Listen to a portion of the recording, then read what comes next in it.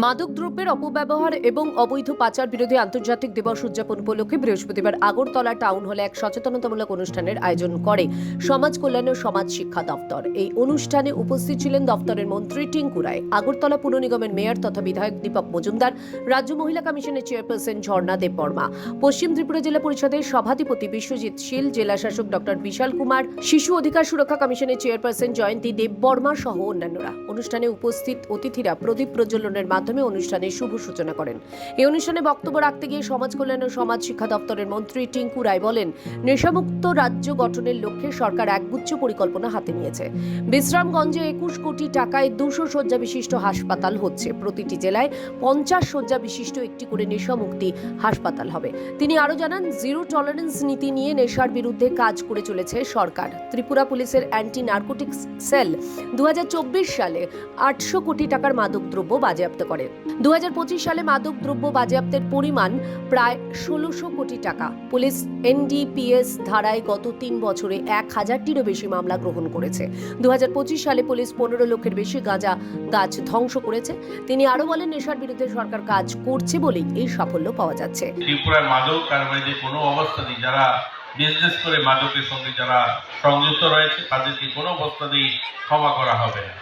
আমাদের এই নীতি একটাই, জিরো টলারেন্স। আপনারা যদি জানেন, এই নেশামুক্ত ত্রিপুরা, উন্নত ত্রিপুরা করার লক্ষ্যে যে সমস্ত পদক্ষেপ ইতিমধ্যে নেওয়া হয়েছে, শুধুমাত্র বলার জন্য নয়। আজকের দিনে আমি কেবল আপনাদের বিভিন্ন বিষয়ে প্রতিশ্রুতির কথা বলতে আসিনি, বা আমরা সেই এরকম কোনো শব্দ বলতে চাই না যেখানে আমরা সেটা অনুভব করছি যে আসলে সরকার কি করছে।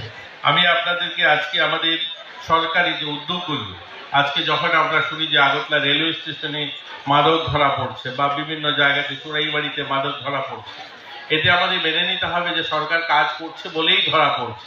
অনুষ্ঠানে সমাজ কল্যাণ মন্ত্রী টিঙ্কু রায় জানান, একটা সময় নেশা পাচারের করিডোর হিসেবে ব্যবহৃত হতো ত্রিপুরা। বর্তমানে নেশার করাল থাবায় আসক্ত যুব সমাজ নেশার গ্রাহক হয়ে উঠেছে। বিষয়টি উদ্বেগের।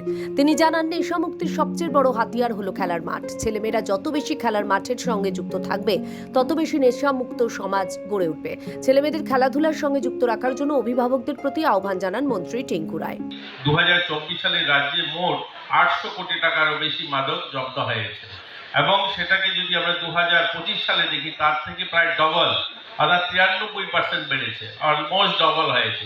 যে 800 কোটি টাকার জায়গায় প্রায় 1600 কোটি টাকার এই মাদক দ্রব্য অ্যারেস্ট হয়েছে, মানে এগুলোকে বাজেয়াপ্ত করা হয়েছে। এর মানে কি, সরকার সেখানে কাজ করছে বলেই এগুলো ধরা পড়ছে। এনডিপিএস যে অ্যাক্টের অধীনে মামলা ও গ্রেপ্তারি বিগত 3 বছরে রাজ্যে আমরা যদি দেখি 1000টিরও বেশি মামলা হয়েছে, 1000টির বেশি মামলা হয়েছে, এবং সেই গ্রেপ্তারি শুধু নয়, এবং তাদের অধিক সংখ্যক সাজা হয়েছে, একটা লম্বা সময় তাদের সাজাও কাটতে হয়েছে। অনুষ্ঠানে মাদক বিরোধী সচেতনতা বৃদ্ধির লক্ষ্যে বিতর্ক প্রতিযোগিতার আয়োজন করা হয়। শহরের বিভিন্ন বিদ্যালয়ে ছাত্রছাত্রীরা এই বিতর্ক প্রতিযোগিতায় অংশগ্রহণ করে। ত্রিপুরা থেকে দেবাশিস বোসের রিপোর্ট, সিএন ত্রিপুরা।